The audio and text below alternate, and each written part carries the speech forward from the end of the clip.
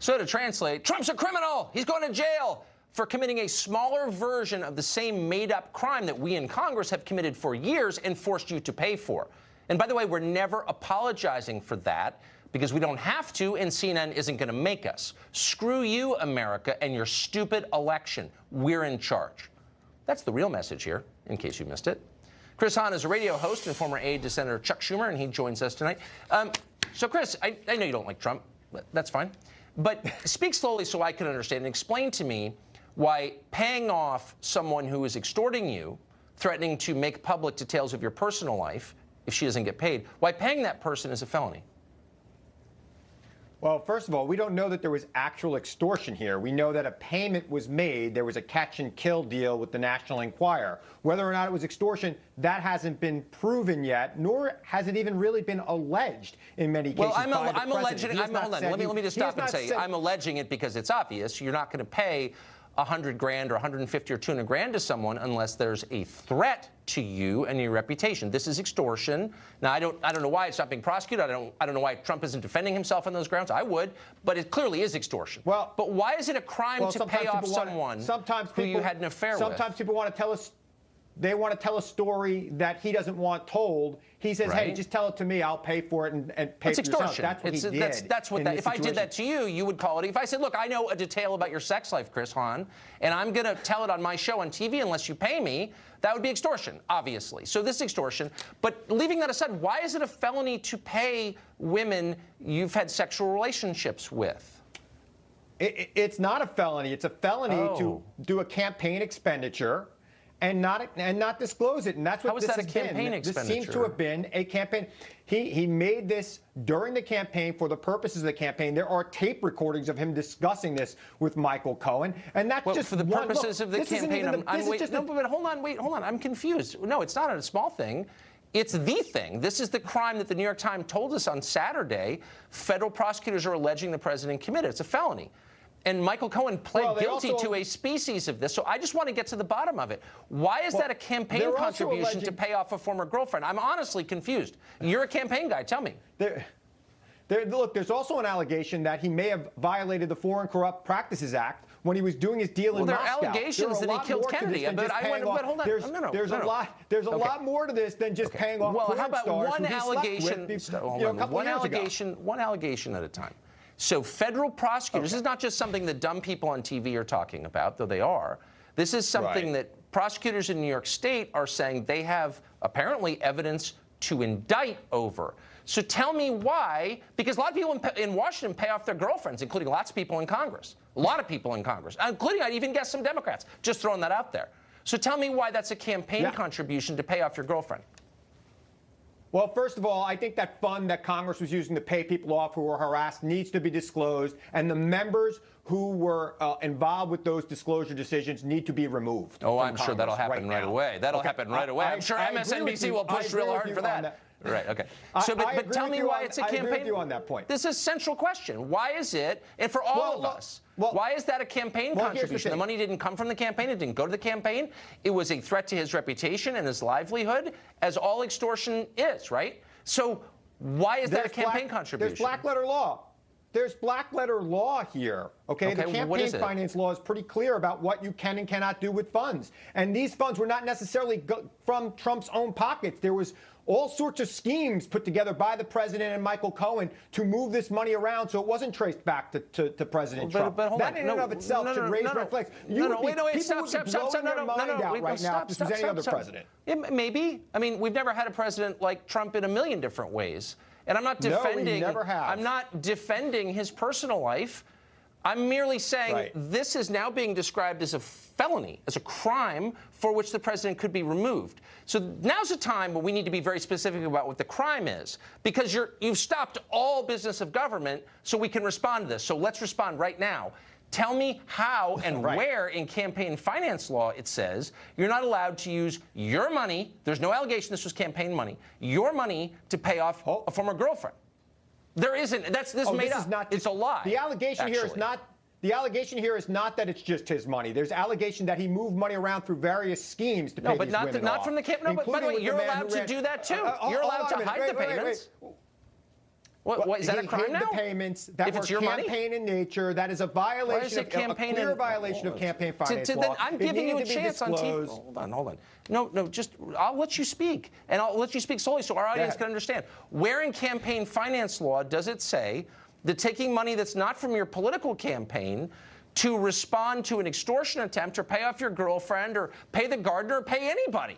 Why is that a felony? Where does it say that? What are you talking about? Campaign finance law. Look, I'm not going to quote this section and verse. I don't know it off the top of my head, even though I am a lawyer. But campaign finance law clearly states that any money spent for campaign purposes, specifically by people other than the candidate, must be disclosed. But this why is is what's that a being campaign alleged right here. purpose? Hold on. The president and Michael Cohen clearly set up a scheme so that other people could pay these women off on behalf of Donald Trump while he was running for president because they thought that these allegations would sink his campaign and his reputation. But maybe that's a violation. No, actually, because anybody faced, I don't know a single man who faced with that allegation, who if he thought he could squelch it, wouldn't pay the person off because it does incalculable damage to your reputation, whether you're running for anything or not. And so it's so clearly not a campaign violation that I wonder if we want to set this precedent. Do you want to live in a world where people paying off extortion attempts are now campaign finance felons? I mean, this is lunatic, and you know it. This is strikingly similar to what happened to John Edwards. I'm not saying the president will be convicted. It's awful what happened to John Edwards. This is strikingly similar situation. And what happened to him was wrong. Look, it was another populist they took out with this BS campaign finance nonsense. Exactly what happened. Look, anyway, it is more than campaign finance law. Well, it's more than campaign finance law. It is the Foreign Corrupt Practices Act. Well, that's a totally separate thing. Problem. Well, look, if he violated that, I won't defend and it's also but in this case, Cohen, this is is made up. part of this. All right. Chris Hahn, thank you. Thank you, Good to see you. One of the most hysterical reactions in the past few days came from a former Obama administration U.S. attorney who says the president should be stripped of his office. It could be that President Trump procured the presidency by fraud. When immigrants procure their citizenship by fraud, we strip them of their citizenship. When a president procures his presidency by fraud, should we consider doing the same? Alan Dershowitz is, of course, a retired Harvard Law School professor. He's the author of the book, The Case Against Impeaching Trump, and he joins us tonight. Professor, I got a couple questions, but the first relates just to the soundbite we played. Is there a provision in the Constitution for stripping, whatever that means, stripping the presidency from a president who you think is illegitimate, whatever that means?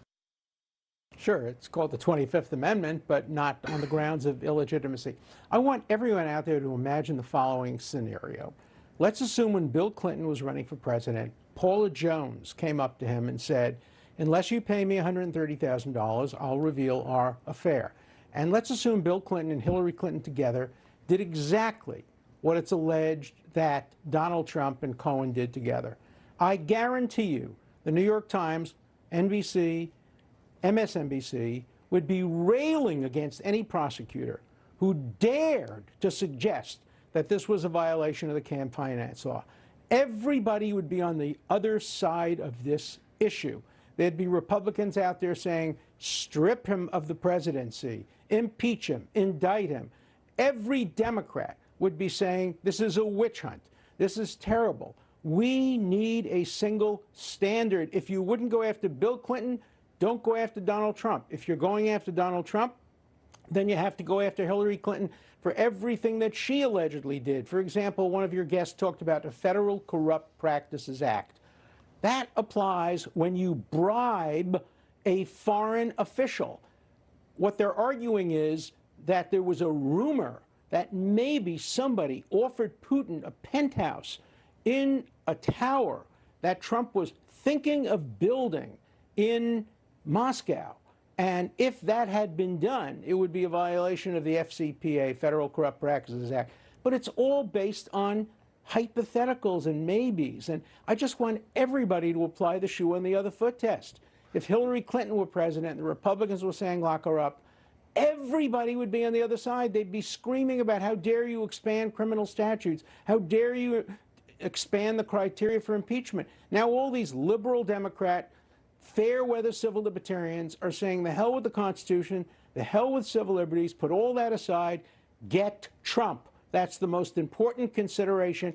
Get him by any means possible. This is such a danger to our constitutional system that I would hope that true civil libertarians would rebel against it as I am. Is it unfair to describe this scenario as extortion? I say, I know something about your sex life. I know a secret about you that you want to keep, that's non-criminal, but that you want to keep hidden. And unless you pay me money, I'm going to reveal it. That seems like textbook extortion to me. Why is it not? It is absolutely textbook extortion, and there ought to be a prosecution of any person, man or woman, who approaches any candidate or anybody else and says, unless you pay me money, I'm going to reveal a sex act that occurred. That is absolute classic extortion. And it's shocking that the special counsel looking into this, who has a broad mandate, he described it very broadly, isn't looking into the extortion committed by at least the porn star, whose lawyer obviously approached the candidate or the candidate's people and threatened exposure. Otherwise, why would you pay? Just listen to the tape. The tape makes that clear, the tape that Cohen made unwittingly of President Trump. It's clear that they were paying off an extortion in order to prevent these issues from coming out for multiple reasons, to protect his family, to protect his brand, possibly to influence the campaign. Let's remember one more thing. A president can contribute a candidate as much as he wants. If Bloomberg runs for president, he could announce tomorrow, I'm not taking a nickel. I'm putting $1 billion of my own money into this campaign. That's perfectly legitimate. As far as reporting is concerned, it's the campaign that has to report. And if these payments had to be reported, they had to be reported after the election. The reporting time was after the election. So it couldn't have impacted the election. So the absurd notion that he won the presidency by fraud and should be stripped of the presidency reflects incredible ignorance about the timing here and how these statutes operate. This is getting so crazy, it's making my head spin. I appreciate your coming on and explaining that to us, Professor. Thank you very much.